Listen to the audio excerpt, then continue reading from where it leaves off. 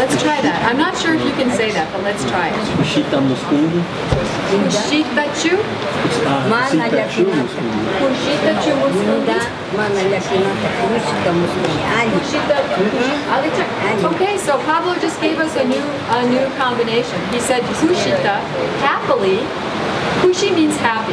So he said, do you happily dream? Do you dream happy dreams? Kushitachu muskundi. And she said, yes. Yeah. Alini. Was Kushita with a K? Yeah, Kushita with a K. Kushi, K-U-S-H-I. And then a T-A. Yeah. Somebody else. Yeah, Heidi.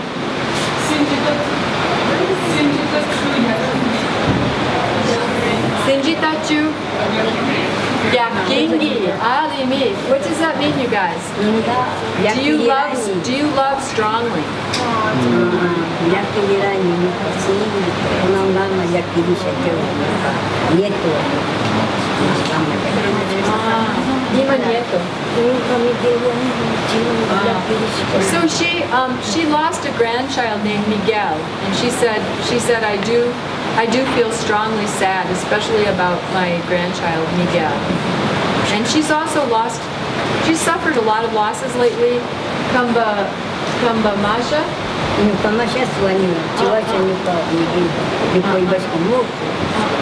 So she lost her grandson when he was a grown man, a young man, and she also lost her brother-in-law because her sister's husband died. So she says she feels strongly sad sometimes. Good question. Yeah. Yakina is to feel sad. Yeah, to feel sad towards somebody. Okay. Yeah. Jimmy, go ahead. Luisa, a little too yachachinga?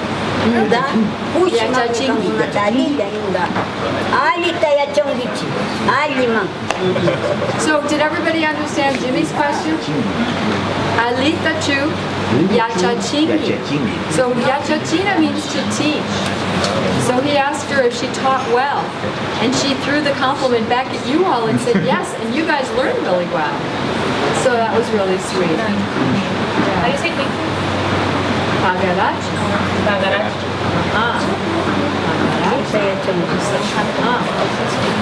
Has anybody not gone yet?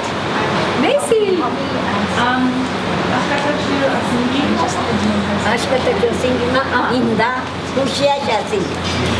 Good question. So Macy asked, do you laugh a lot? Ashkatachu. Ashka is a lot. Ashkatachu asingi.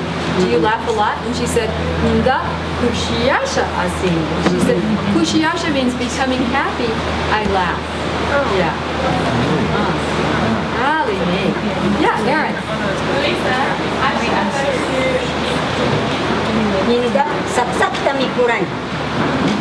So Erin just asked, do you eat a lot? And she said, I eat until I'm full. Or she said, I ate until I'm full. Anybody else? You can ask more than one question. Belgica? You think it's going to say how or no? Not yet. Okay. Because that's an information question. We're only doing yes/no questions at this point. Yeah. Can you think of an information yes/no question? He's teaching English. Try it. Uchichu Kausan. Inota? Uchichu Kausan. No. You just said you live pig live. Kuchi means pig. Kushi, happy Kushi. No? Kushi is happy. Kushi. Yeah. Not kuchi. Kushi Kausan.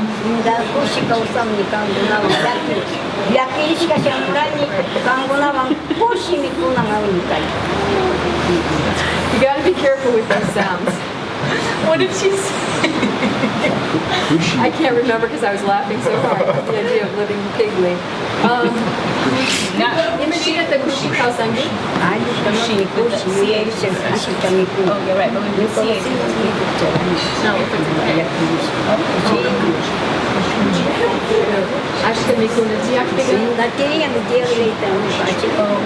She said if there's a lot of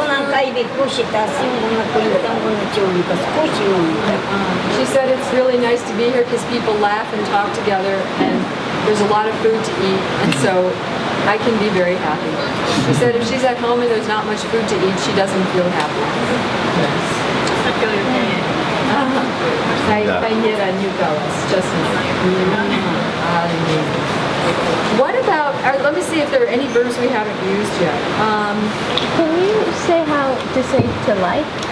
To like. Semanana? Okay, so if you want to say like, Like to like and then something. so you have to use a verb from Spanish.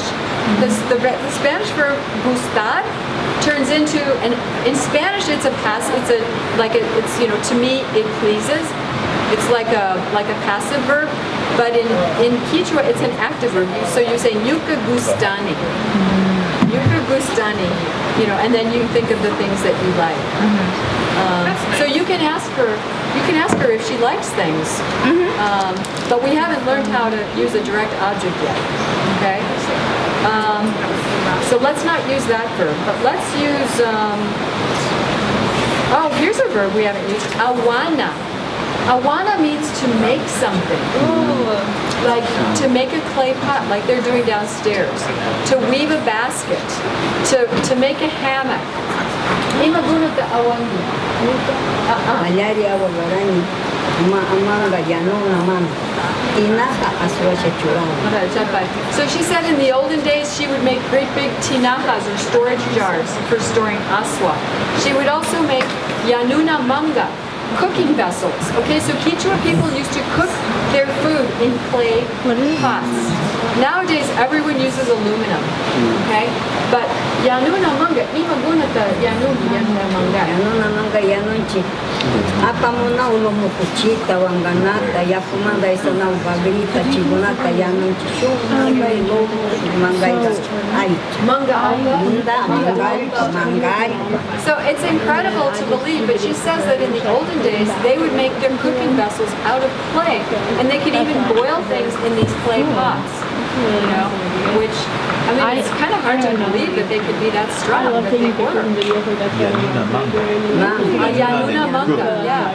But nowadays, manga alpamanda. So from earth, from clay, it's made from clay. So awana is a really good verb for any time you make something that's carefully crafted for human use. How do you spell it? Awana. Awana. Okay. If I want to say, what do you like to make? It would be kushi awanachu. We can't say that yet. We're getting there. Right now, yeah, we can't say that quite yet because that's a direct object. But we'll get there really quickly, I promise. Yeah, Can Jane? you use awana to describe something abstract, like I created happiness, or I created I've life? never heard anybody say that. Yeah, that is very abstract. Generally, in Runa thinking and in Runa speaking habits, people really like to be as concrete as possible. You don't see much in the way of these kinds of metaphors. I mean, they of course people use metaphors, but not to the extent, not the same kinds of metaphors that we use in English. Awana. Okay, chagrana. Chagrana is a verb that no one's used yet. To make a chagra, to make an agricultural field. Yeah. Now, what kind of adverb could go along with that? Ali, Ukta, Sinjita. Maggie, do you want to ask a question with chagrana? No? Okay. Who wants to ask a question with chagrana? Jane? Waka waka chu chagrangi? Waka waka chu chagrangi. Crying and crying, do you make a Sapaya check? chagrosha inda, kuchusha ruyata, kunruyata kuchusha, sambayasha wakanchi, pita kuchusha kuanka. She said if she's all alone making a chagra, and she has to cut a big tree by herself, she will get very tired and she'll start crying. Typically, that doesn't happen. Typically, people help each other with tasks like that. That's a good question. Waka waka chu chagra. Yeah. It's almost like abstract though, because that doesn't actually happen. So she's saying like, if I were to chop down a big tree along with an agriculture, is it that? Yeah. Yeah, no, I'm not saying that people can't think abstractly. People do think very abstractly. But metaphors are not as important in Runa everyday thought as they are in our thought. So that's kind of what the translation is. Yeah, Always. yeah, yeah, yeah. Mary, did you have a question? No? Okay. What about, okay, here's a good verb to learn. Mingana. Mingana. What does mingana mean? Mingana means to have a minga.